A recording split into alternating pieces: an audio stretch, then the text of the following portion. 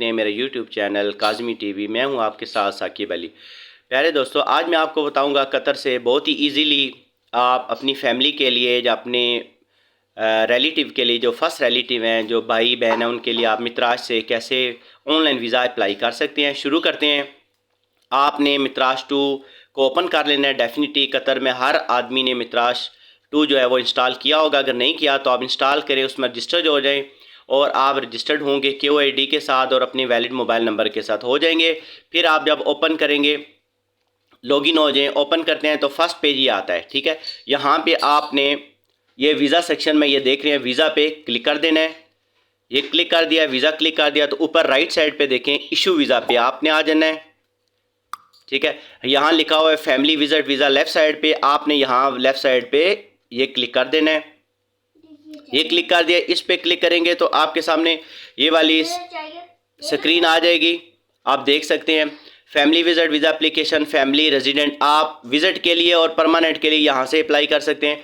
अब हमने अप्लाई करना है परमानेंट के लिए, RP के लिए, और आपने ये करना है कि ये राइट साइड पे फैमिली रेजिडेंट जो एप्लीकेशन है वहाँ आपने टिक मार्क करना है। ये देखें यहाँ आपने कर दिया।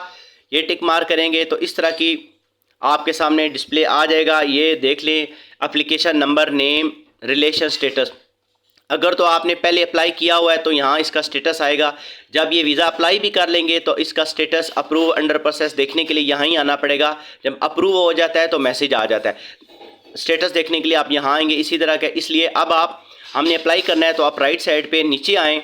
आप देख सकते हैं आपके मित्राज पे न्यू एप्लीकेशन है, यहाँ पे आपने ये क्लिक कर दिया। ठीक है जी, जब क्लिक करेंगे तो आपके सामने इस तरह की डिस्प्ले आएगी।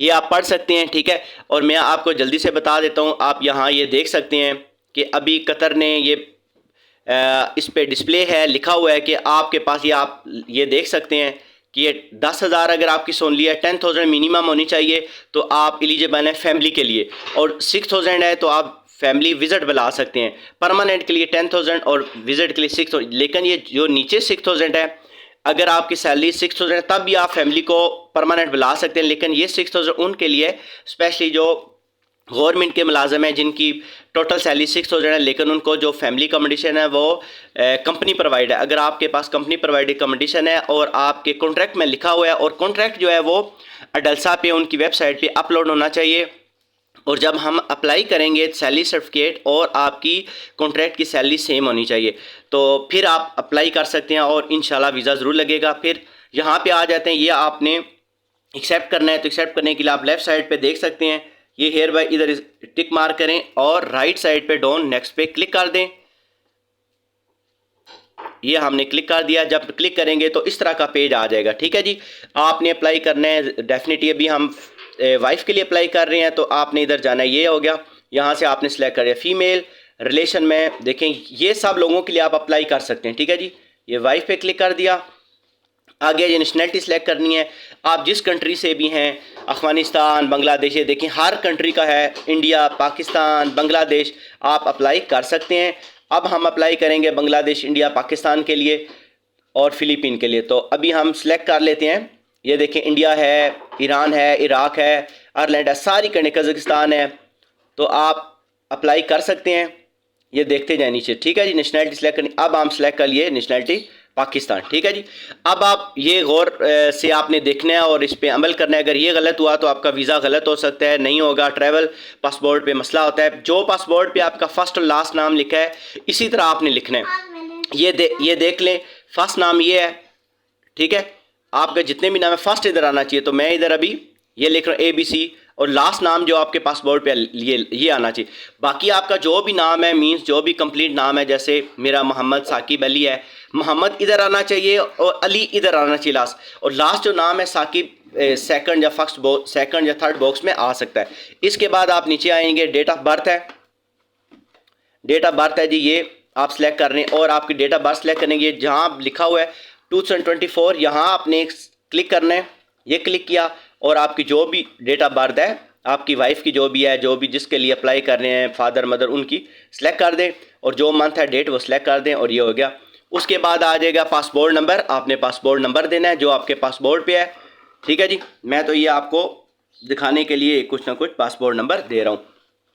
पासपोर्ट नंबर और उसके बाद आपका पासपोर्ट कौन सा है, नॉर्मल है, और मोस्टली नॉर्मल ही सब हम लोगों के होते हैं जो इधर है, कोई मिनिस्टर वगैरह होगा वो इधर नहीं होगा, उनके होते हैं स्पेशल पासपोर्ट या ग्रीन या रेड या जो भी है। फिर पासपोर्ट की एक्सपायरी है, ये आपने सेलेक्ट कर लेनी है जी, पासपोर्ट की एक्सपायरी, ठीक है जी। और आप वीज़ा तब भी अप्लाई कर सकते हैं कि आपकी वैलिडेशन जो पासपोर्ट की है मिनिमम 6 मंथ से ज़्यादा होनी चाहिए। 6 मंथ से कम होगी वीज़ा नहीं लगेगा, अप्लाई भी नहीं कर सकेंगे। और आपने आगे लिखना है जी passport issue place. Issue place definitely आप जिस कंट्री से हैं, Pakistan, India, Bangladesh, Philippine, any country आप नाम लिखें। तो मैं भी अप्लाई कर रहा हूँ, अप्लाई लिख देता हूँ जी पाकिस्तान, तो ये लिख दिया हमने पाकिस्तान। ये हो गया, ये सारी चीज़ें हमने कर दिए। दोबारा चेक कर लें। इसके बाद भी आपने राइट साइड पे नीचे देखेंगे वैलिडेट लिखा हुआ है, आपने यहाँ क्लिक कर देना है। ये देखें वैलिडेट जब आप क्लिक करेंगे तो वेरी इंपॉर्टेंट है, लास्ट पे देखें आप सारी चीज़ें पढ़ लें, नाम वगैरह जो भी है, स्पेलिंग, पासपोर्ट के सब चीज़ें सही। और फिर यह ईमेल आईडी, ये ईमेल आईडी वो होनी चाहिए जो एक्टिव हो, जिस तक आपको यूज़र ने जिसका पासवर्ड पता हो, एक्सेस हो, क्योंकि जो वीज़ा आना है इसी ईमेल पे आपको आएगा। फिर लेफ़्ट साइड पे नीचे आप ये देख लें, इधर आपने एग्री करना है, एग्री करके आपने नेक्स्ट कर देना है। जब नेक्स्ट करेंगे तो इस तरह का पेज आएगा। ये इंपॉर्टेंट रिमार्क्स जो लिखे हुए हैं ये देख लें कि आप अपने मोबाइल से भी आप पिक्चरें ले सकते हैं। तो हमने इस पर क्लिक कर देना है, कंटिन्यू कर दें, कंटिन्यू कर दें। यहाँ आप देख लें, गौर से सुन लें, यहाँ आपको फर्स्ट जो राइट साइड पे आपको चाहिए मैरिज सर्टिफिकेट चाहिए, मैरिज सर्टिफिकेट चाहिए। इसके लिए इंडिया, पाकिस्तान, बांग्लादेश से आपने कंप्यूटराइज मैरिज सर्टिफिकेट लेना है, वहाँ से अपने मुफा से इसको स्टैम्प कराना है। फिर ओरिजिनल सर्टिफिकेट, मैरिज सर्टिफिकेट जो है वो कतर में लेके आना है, यहाँ से पहले अपनी अम्बेसी से, पाकिस्तान अम्बेसी से कराना है। उसके बाद आपने मुफ़ा पे जाना है, वो 100 रुपये की स्टैंप लगती है, वहाँ मुफ़ा की स्टैंप लगेगी, तब भी आप यहाँ पे अप्लाई करेंगे तो आपको वीज़ा मिलेगा। वेरीफाइड मैरिज सर्टिफिकेट होना चाहिए। और जो मैरिज सर्टिफिकेट अदर हैं उसमें आपने कुछ मैरिज सर्टिफिकेट के जो बैक साइड होती है वहाँ स्टैंप लगाते हैं, वेरीफाई करते हैं। आपने अगर आपकी स्टैंप पर आप बैक साइड में है तो आप दूसरी पिक्चर बैक साइड से लगाएं, नहीं है तो सेम मैरिज सर्टिफिकेट दोबारा लगा दें। फिर सैलरी सर्टिफिकेट है, जैसे पहले बताया, सैलरी सर्टिफिकेट आपने कंपनी से लेना है और इसकी सैलरी की अमाउंट और जो कॉन्ट्रैक्ट की अमाउंट है सेम होनी चाहिए, ठीक है जी। अदर आपने लगानी है, अदर डॉक्यूमेंट्स में लगा देने हैं। आप अपनी एजुकेशन सर्टिफिकेट लगा दें या बैंक स्टेटमेंट 3 मंथ की लगा दें, ठीक है जी। आप लगानी कैसे, ये देखें, आपने ये मैरिज सर्टिफिकेट और आपने टेक ए फोटो बाय, ये कैमरा से ले लेना है। यहाँ से देखें, मैं ज़रा ट्रायल कर रहा हूँ सिर्फ आपको दिखाने के लिए। ये ले लिया, आपने क्लिक किया, ये ऑटो साइज वाला सेलेक्ट कर लेगा, ये हो गया, ठीक है जी। अगर तो आपने स्कैन करके रखे हुए हैं वो छोटा साइज होना चाहिए, इसके मुताबिक करने बेहतर है कि आप कलर कॉपी कर लें, प्रिंट करके सामने रख लें और अपने मोबाइल से ही अप्लाई करें और इजीली हो जाएगा। ये है जी सैलरी सर्टिफिकेट, ये वेरी इंपॉर्टेंट है, आपको पहले भी बताया है फिर दोबारा बता रहा हूँ। सैलरी सर्टिफिकेट आपका जो कॉन्ट्रैक्ट में जितनी सैलरी लिखी है उतना ही होना चाहिए, और जो कॉन्ट्रैक्ट है वो अडलसा में अपलोड होना चाहिए, वेरीफाई होना चाहिए। अगर नहीं होगा तो मोस्टली वीज़ा नहीं लगता, दवाएं कि लगे लेकिन नहीं लगता, वो चेक करते हैं। ये चारों चीज़ें होंगी। अगर आपकी पिक्चर का साइज़ ये है, गैलरी से भी लेंगे तो इधर आ जाएगा।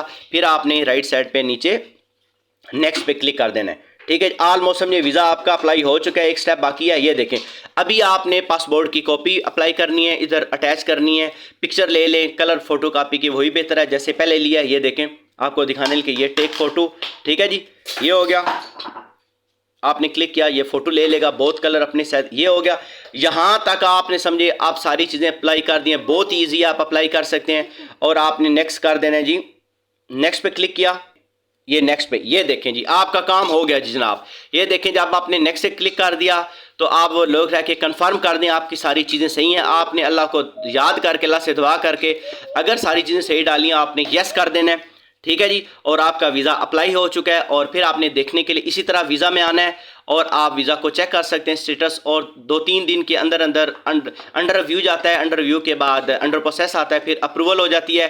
अल्लाह ना करे आपका अगर वीज़ा रिजेक्ट होता है तो आपको मैसेज नहीं आएगा, दोबारा इसी सेक्शन में आके जो पहले मैंने बताया था वहाँ ही आपने करना है और हो जाएगा। तो अपना बहुत ज़्यादा ख्याल रखें, दुआ में याद रखें। अल्लाह हाफिज़।